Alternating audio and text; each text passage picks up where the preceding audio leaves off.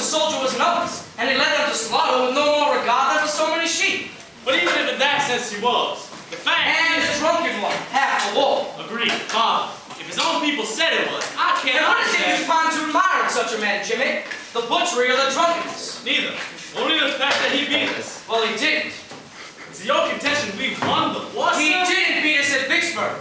We lost Vicksburg because Pemberton gave Bragg 5,000 of his cavalry, and Loring, whom I knew personally to be a nincompoop before you were born, marched away from Champions Hill with enough men to have held it.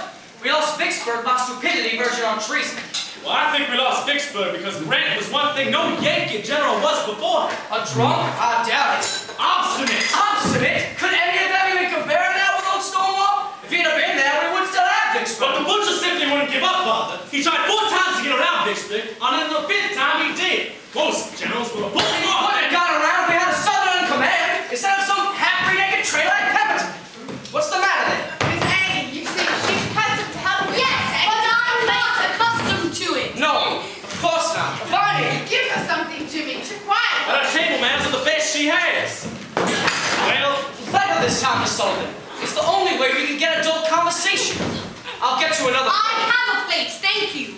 Miss Annie, what Captain Keller says is only too true. She'll persist in this until she gets her own way. Bonnie, bring Miss Sullivan another I have a plate. I intend to keep this one. There's nothing wrong with it. you see why they took Vicksburg? Miss Sullivan, one plate or another is hardly a matter to struggle with the deprived child about. I'd sooner have a more heroic issue myself. Miss Sullivan, and now she's hurt herself.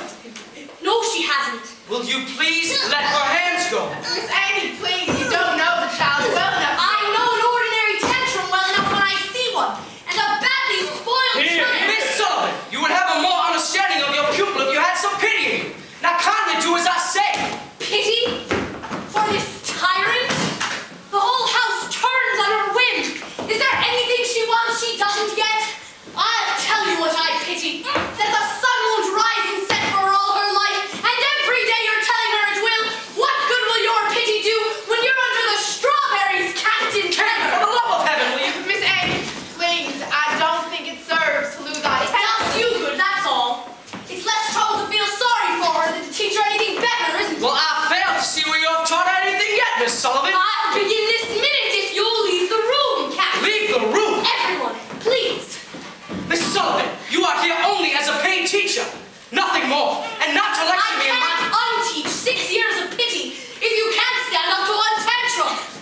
Old Stonewall indeed. Mrs. Keller, you promised me help.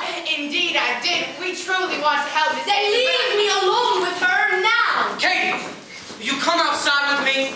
At once, please.